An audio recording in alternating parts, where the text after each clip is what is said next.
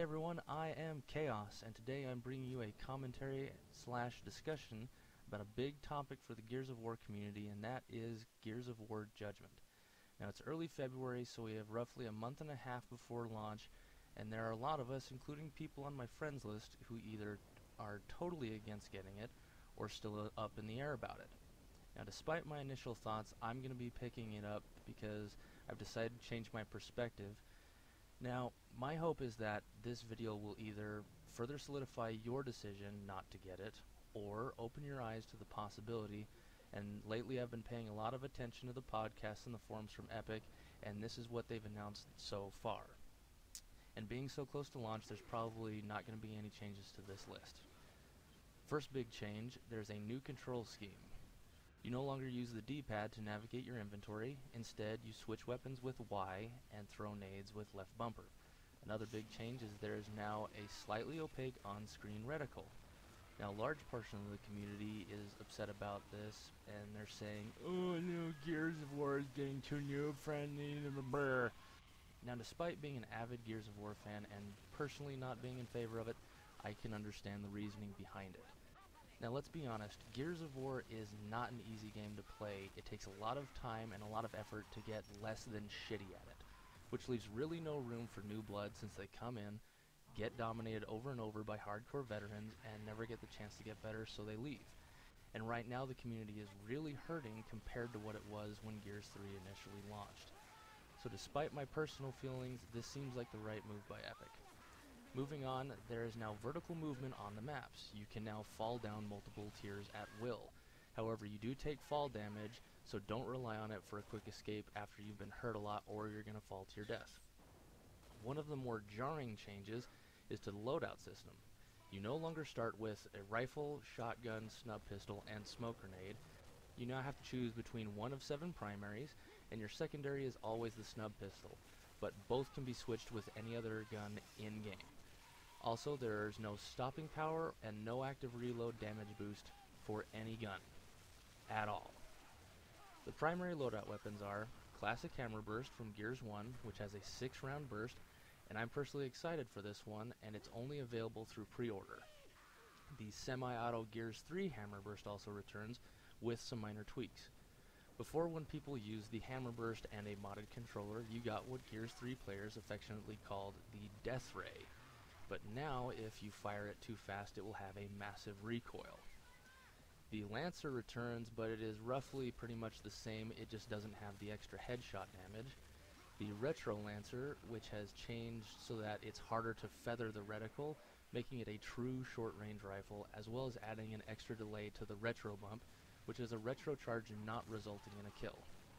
The Gnasher, which will now be more consistent with the removal of active damage boost, and enemies are less likely to sponge shots. The Sawed-Off, which is easily everyone's least favorite weapon, has undergone a huge facelift. It now fires 2 shots in rapid succession, but does less damage than the Gnasher, so either you have to be point blank or land both shots at really close range, and it is still affected by a very long reload time. The last is a new weapon called the Marxa, which is a semi-auto sniper rifle that has a one-time zoom, and is a 2-shot headshot, 4-shot body shot kill, and replaces the Boltok, which will not be returning to the game. You can now also choose between 5 grenades to spawn with. The Smoke, which are now thicker so you can't use the TACCOM to see through them. Frags, which have a reduced blast radius to Gears 3. Ink, which no longer stun on impact and are more or less area of denial grenades and do a lot of damage to anyone trying to run through them. The Stem Gas Grenades, which regenerate health and can offset the damage from a frag explosion, and the Spot Grenades, which show enemy locations within a given radius. The Incendiary Grenades will remain as a power weapon, which I think is a good decision since, unlike the frags, which have a delay, the Incendiaries are an instant kill. A new feature of the grenades is now if a grenade toss results in a direct impact, they will stick, but the ability to plant proximity mines has been removed. Now, unlike previous titles, there are now ammo boxes on the map which only refill loadout weapons and nades, but not power weapons. You no longer have to manually pick up ammo from enemy weapons either. You will now auto pick up ammo from the ground for whichever weapons you have in your inventory, except for power weapons. Now, power weapons also take priority when picking up weapons, helping to prevent that classic hot potato scenario. Speaking of power weapons, there are two new ones. The Bushka, which is a grenade launcher that can bounce off walls, and the Breach Shot, which is another new semi-auto sniper that cannot be zoomed in and has a one-shot headshot, two-shot body shot kill, but fires much slower than the Markza. The long shot has been revamped and now has a 2 zoom setting. They fixed the aiming issues from Gears 3, and it can now penetrate multiple enemies at once, which is a big deal for the Gears of War community. The Digger also returns, and now it moves faster through the ground, and all the other power weapons are returning but are more or less the same except for the Flamethrower, which now is more effective against the Boom Shield. Now remember back in Gears 2, before the update, how you could pick up the Boom Shield and switch to a different gun at the same time and become a nearly unstoppable god?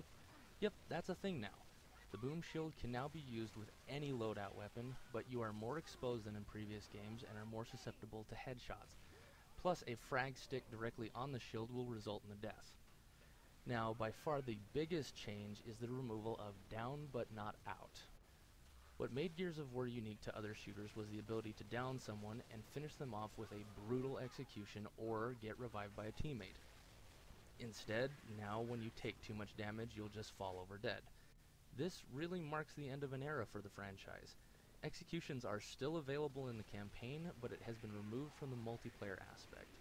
No more executions, no more meat shields, and no more revives. That being said, this means there are no more single elimination game types. Execution, Warzone, Wingman, etc. are completely gone. The game will ship with 4 game types. Team Dick Punch, where instead of counting down respawns like in Gears 3, the first team to reach an allotted score wins. Free for All, where it's you versus everyone, which has long been awaited by the community. Domination, where there are 3 hills and the team that controls the most hills for the longest time wins. And Overrun, which is an online Horde mode, Beast mode mashup with some tower defense League of Legends style objectives. And Down But Not Out is technically still an Overrun, but you can only be revived by the medic's stem grenades. It is also the only multiplayer mode featuring COG versus Locust. That's right, for all other modes it's now Red COG versus Blue COG. I personally like playing both Human and Locust. I think it's an interesting dynamic, but I can also understand why they've made this change. Ever since Gears 3 launched, there have been issues plaguing the game about hitbox differences. I can count 6 Locust character models that are so large I have headshot sniped them when they are completely behind cover on level ground. And I've also played entire teams of Savage Cantus, since players know that character model in particular is harder to hit and can sponge shots like crazy! And there's only so much you can adjust with a character model before they no longer resemble what they're supposed to be. So this change helps to kind of even the playing field. As for the game types, the community kind of shot itself in the foot on this one. As it stands, with the active community on Gears 3, it is stretched over so many game types it leaves some of them completely barren. The only real active playlists that I can see are Team Dick Punch and King of the Hill. I also play Guardian, but you can't really tell how many people are playing that at any time. The weird thing is, a lot of people are up in arms about only having 4 game types in Judgment. But ask yourself this question. Do you, right now, actually play more than 4 game types in Gears 3 consistently? I'll be honest, I don't. Plus, Gears 1 launched with only 3 back in the day, and they can always add more later. And even though I'll miss some of the old game types, I know that I'll be getting into games that are more balanced and have better connections, since the community will be more condensed. Okay, now that was a lot to dump on you all at once, so here are some of my personal thoughts. There are a number of things that Gears 3 promised and fell short to deliver. Plus, there are a lot of things that Epic lied about in regards to Gears 3, like the hitboxes.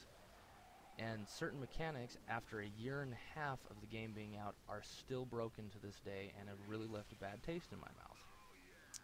The way I see it, we're about 1 to 1.5 years away from the next console generation, respectively. So if Epic can't revitalize the community and Judgment flops, that's it for the franchise. And I guarantee they know it. So they better be damn sure they get it right this time, because if they don't, anyone that's still a loyal fan of the series is going to jump ship and never come back.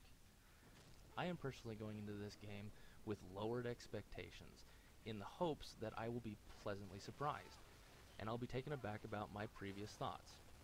Plus, I'm curious to see how the loadout system changes cooperative play on multiplayer. I am personally a sniper by heart, and anyone that plays with me knows that. But now, since I can't defend myself close range, I'm going to need somebody watching my back, and I'm talking to you, Rob, or he's going to need me to give him support fire if he's trying to push up on a power weapon or a position. So I actually see teamwork increasing, but we won't know until March. So until then, I'll see you guys later, and we'll hand out some dick punches.